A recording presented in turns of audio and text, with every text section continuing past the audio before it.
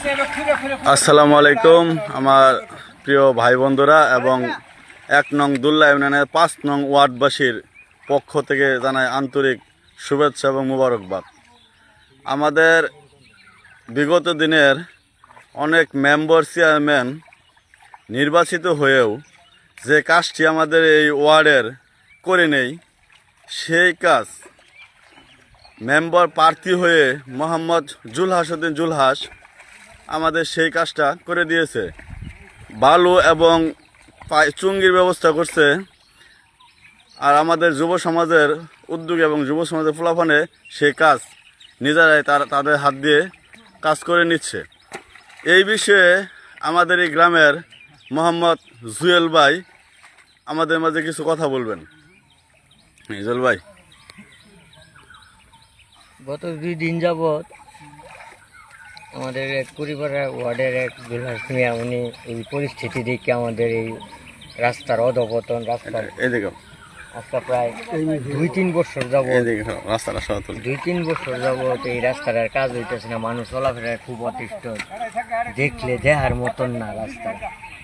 এখন জুলহাস মিয়া নিজের উদ্যোগে উনি 2টা পাইপ এবং 1 গাড়ি বালু রেখে গেছে। এখন আমাদের চলার জন্য আমরা নিজেরা পোলাফান লয়ে এটা ঠিকঠাক করতেছি।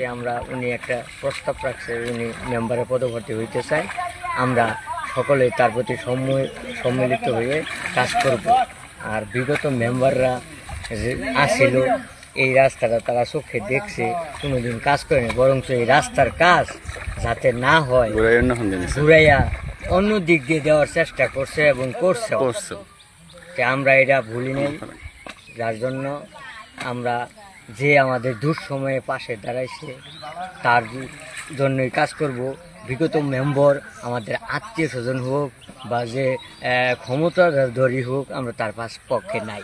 ইনশাল্লাহ আমাদের জুয়েল ভাই সুন্দর কথা বলছে। আমি আরও একজন ৫ নং ওয়ার্ডবাসীর মুরব্বী, উনি আমাদের এই ওয়ার্ডের এবং যে রাস্তায় কাজ করতেছে উনি সবচেয়ে মুরব্বী মোহাম্মদ মকবুল হোসেন, যারা উনি মেম্বারের পদপ্রার্থী জুলহাসের উদ্দেশ্যে কিছু কথা বলবেন এবং রাস্তার উদ্দেশ্য। আসসালামু আলাইকুম রহমতুল্লাহি।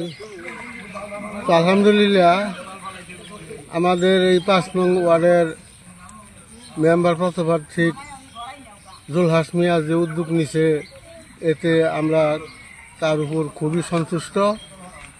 আশা করি ওনাকে আল্লাহ পাক জয়ী করবে বলে আমরা আশা করি। এই কাজ আমরা এখন